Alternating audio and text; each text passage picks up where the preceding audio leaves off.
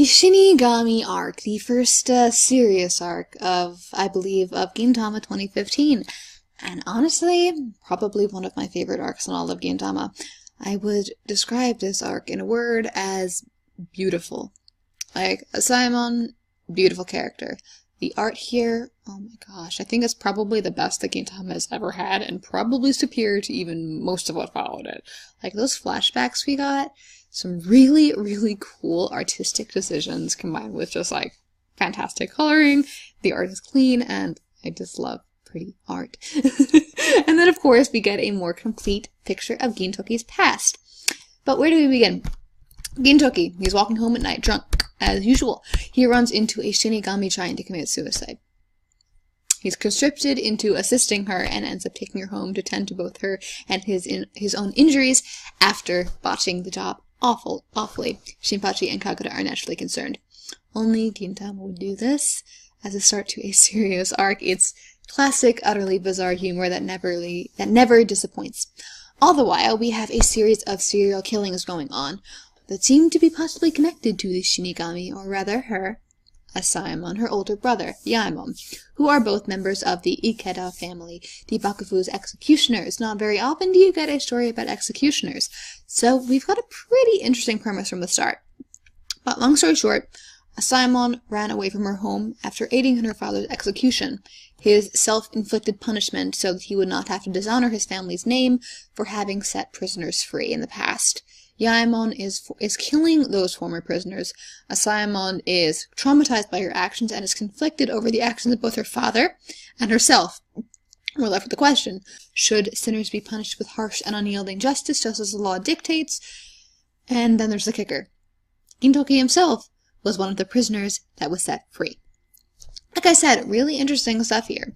Always love when we get more of Gintoki's history.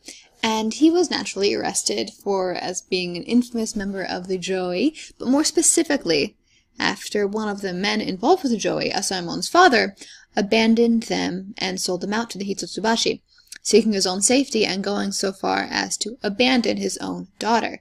Gintoki cuts him down, is arrested, and Asaemon is taken into the Ikeda family. She speaks with Gintoki in prison and promises to give him a good execution. And just like in his mannerisms during these sequences, you can see really how done with everything Gintoki is. How much this war has taken out of him. How exhausted and how tired he is of life. Like, I think this is in between. We have his childhood with Shoyo. Shoyo gets taken away. They do the war. They have the whole war to try and take him back. The thing at the Shogun assassination reveal. Then the war is over. Gintoki is kind of just like floating through life for a little while. Then this happens, he gets arrested, he is set free, and after he is set free, he has his run-in with Otose, and then he founds Oddjobs, and then so on and so forth into the story that we all know and love.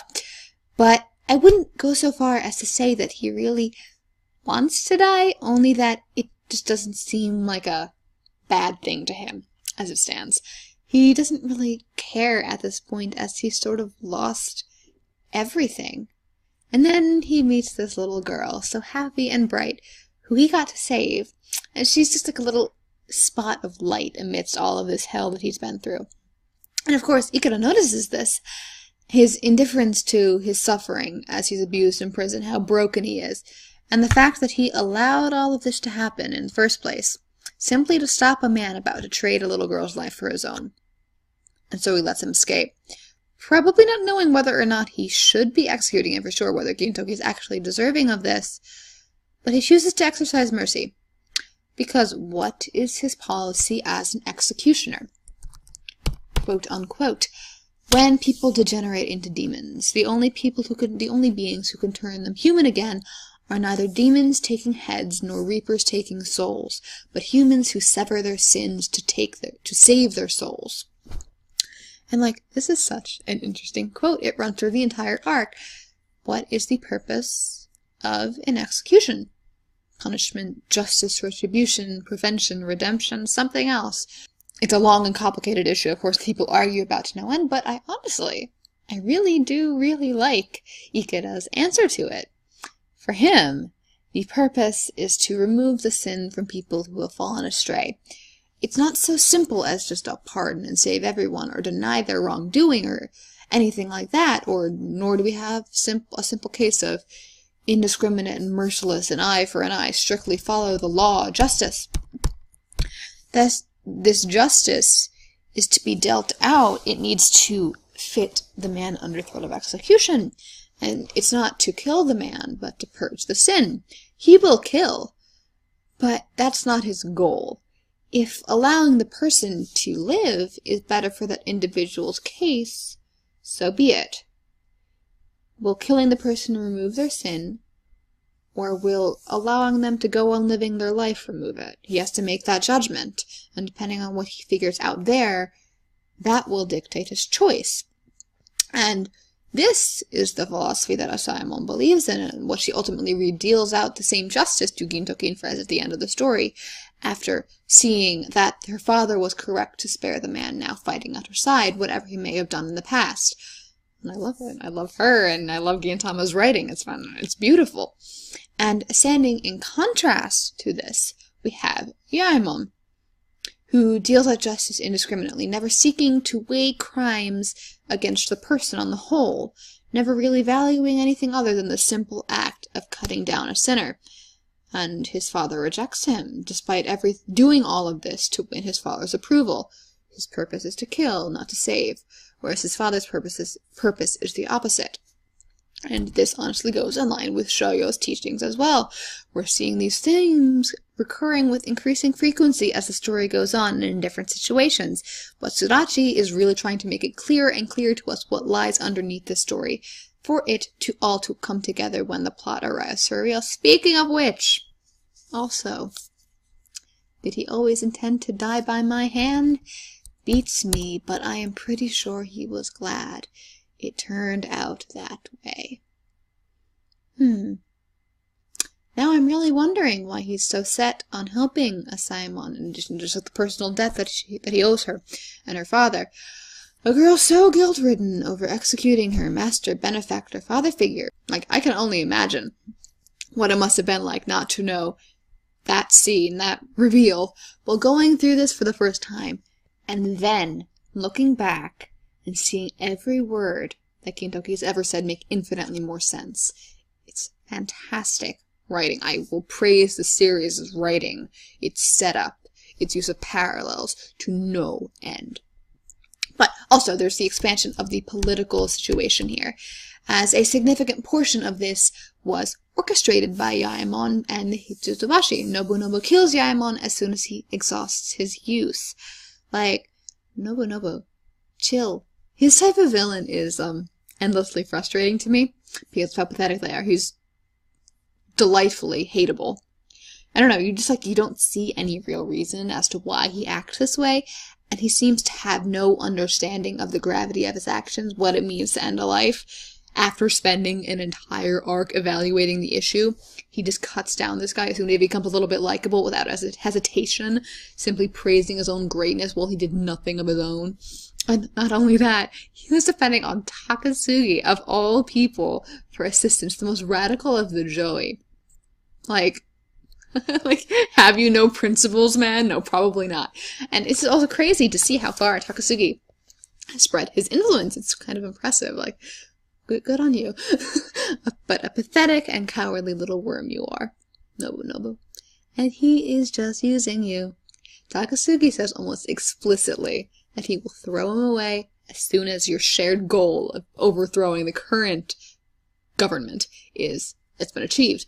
Like, yeah, I'm sure you can handle Takasugi and the Harusame. Yes. Like, I've seen where his character goes in the next two big arcs, but I am quite curious to see where he goes from here. He's honestly just pathetic and unlikable, one of those characters that are fun to hate, and I hope he goes further, though. Like I'd rather him get some development, but still, he's fun to hate for now. And I know I mentioned this at the very beginning. The art here, it was stunning. I've never seen Gintama look so good. I mean, I'd really only say that Gintama's animation was subpar very early on, and that's mostly due to the fact that it is a 2006 anime that I am watching after 10 years of improvement in animation quality. But oh my gosh, this arc. It is visually stunning. Like, the flashback sequence is both the execution and of Yaemon slowly cracking over time. The dull coloration, the red splatters across the screen that keeps on cracking with every time he begins to crack a little bit. And then just like the simple cleanliness of the animation, light and color, it's beautiful.